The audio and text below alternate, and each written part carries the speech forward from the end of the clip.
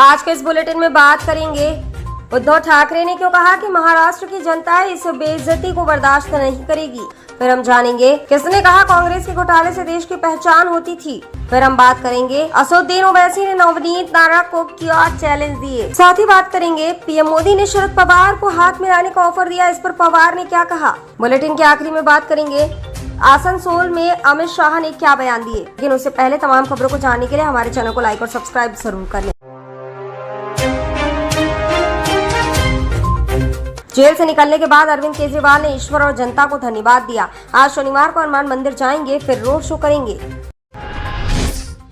हिरासत में कई लोग, हथियार हुए बरामद। मुंगेर में वोटिंग से पहले लखीसराय के होटलों में हुआ छापामारी।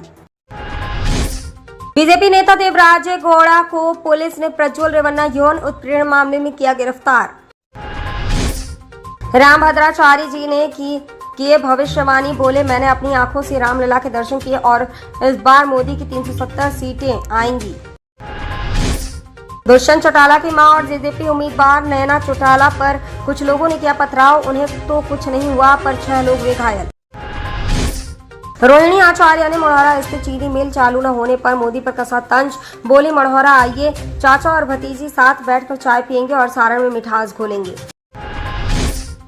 नित्यानंद राय ने तेजस्वी यादव के बैक पेन पर कसा तंज, बोले दर्द कहीं भी हो पीएम तो मोदी ही बनेंगे।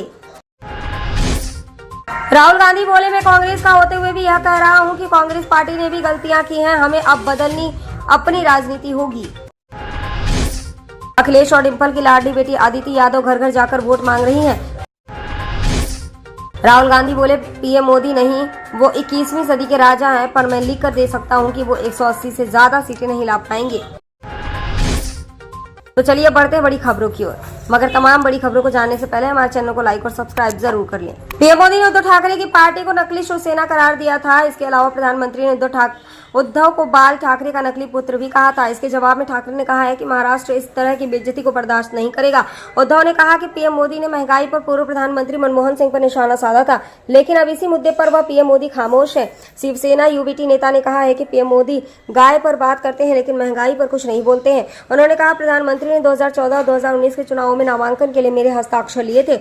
आज वह पीएम मोदी मुझे बाला साहब ठाकरे का नकली पुत्र और मेरी पार्टी को नकली शिवसेना कह रहे हैं। महाराष्ट्र में एक दूसरे का सम्मान करने का रिवाज है और यहाँ के लोग इस तरह की बेइज्जती बर्दाश्त नहीं करेंगे। शुक्रवार को मेजा विधानसभा के उर्वा स्थित मंडप गेस्ट हाउस में आयोजित भारतीय जनता पार्टी युवा मोर्चा की तरफ से आयोजित युवा सम्मेलन में युवाओं ने बढ़ चढ़कर हिस्सा लिया। रात 8 बजे युवा सम्मेलन में पहुंचे भाजयुमो के राष्ट्रीय अध्यक्ष तेजस्वी सूर्या को देख युवा मोर्चा के पदाधिकारियों ने भारत माता का जयकारा लगाया। युवा मोर्चा के पदाधिकारियों का जोश देख पार्टी के राष्ट्रीय अध्यक्ष तेजस्वी सूर्या गदगद दिखे। तेजस्वी सूर्या ने कहा कि 25 मई को होने वाला चुनाव पंचायत का चुनाव नहीं है, किसी एक जाति बिरादरी या संगठन का चुनाव नहीं है, यह विधायक का चुनाव नहीं है, यह चुनाव आने वाले 5 साल के लिए देश के प्रधानमंत्री चुनने का चुनाव है। इसलिए आप सभी लोग भाजपा के चुनाव चिन्ह कमल के फूल पर अपना मत कर प्रधानमंत्री नरेंद्र मोदी के हाथों को मजबूत बनाएं। इस दौरान उन्होंने कहा कि सन 2014 के पहले भारत की स्थिति आप देख सकते हैं, इसके बाद 10 वर्ष में भारत देश काफी आगे बढ़ा है। महाराष्ट्र के अमरावती लोकसभा सीट से बीजेपी उम्मीदवार नवनीत राणा और असदुद्दीन ओवैसी के बीच जुबानी जंग जारी है। नवनीत राणा के 15 सेकंड के बयान के बाद ओवैसी आक्रामक अंदाज में बीजेपी और नवनीत राणा पर जवाबी हमला बोल रहे हैं। शुक्रवार को एक चुनावी जनसभा में असदुद्दीन ओवैसी ने कहा 15 सेकंड कहते बोलो ना कहां पर आना है, मैं वहीं पर आता हूं। ऑल इंडिया मजलिस इत्तेहादुल मुस्लिमीन चीफ असदुद्दीन ओवैसी ने अपने भाषण में नवनीत राणा के साथ साथ बीजेपी पर भी निशाना साधा। उन्होंने कहा कि मैंने छोटे को मुश्किल में से संभाला है, अगर उसे छोड़ दिया तो संभालना मुश्किल होगा। असदुद्दीन ओवैसी ने कहा अरे छोटे को रोक कर रखा हूँ, छोटे को बहुत रोक कर रखा हूँ, अगर जिस दिन मैंने छोटे को बोला फिर तुम संभालो, तुमको मालूम ही नहीं है कि छोटा क्या है, तोप है, वह सालार का बेटा है, बहुत मुश्किल से समझा कर बैठाना पड़ता है उन्हें। उनको समझाने वाले का नाम असदुद्दीन ओवैसी है, किसी के बाप की सुनने वाला नहीं है छोटा।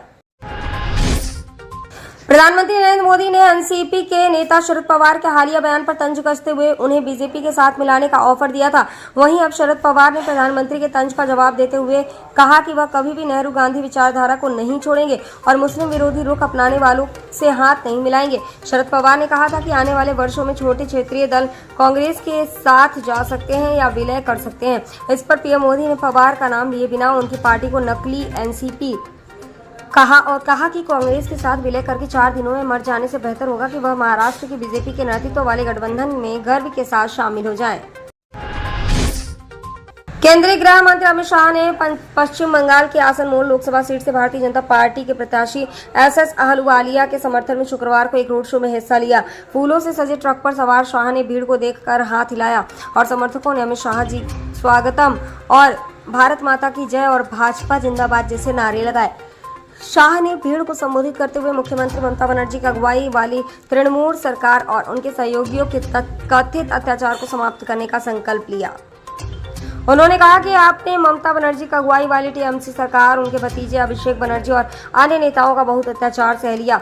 आइए इस सरकार को उखाड़ फेंकने की दिशा में काम करें। स्वामी विवेकानंद, रविन्द्रनाथ टैगोर और अन्य नोबेल पुरस्कार विजेताओं जैसी शख्सियतों की मातृभूमि बंगाल को संदर्भित करते हुए शाह ने उम्मीद जताई है कि अत्याचारों, भ्रष्टाचार, महिलाएं और हमले और टीएमसी के आतंक को समाप्त कर भाजपा सोनार बांग्ला बनाएगी। इसके साथ ही अमित शाह ने न्याय और जवाबदेही को बनाए रखने का संकल्प लिया।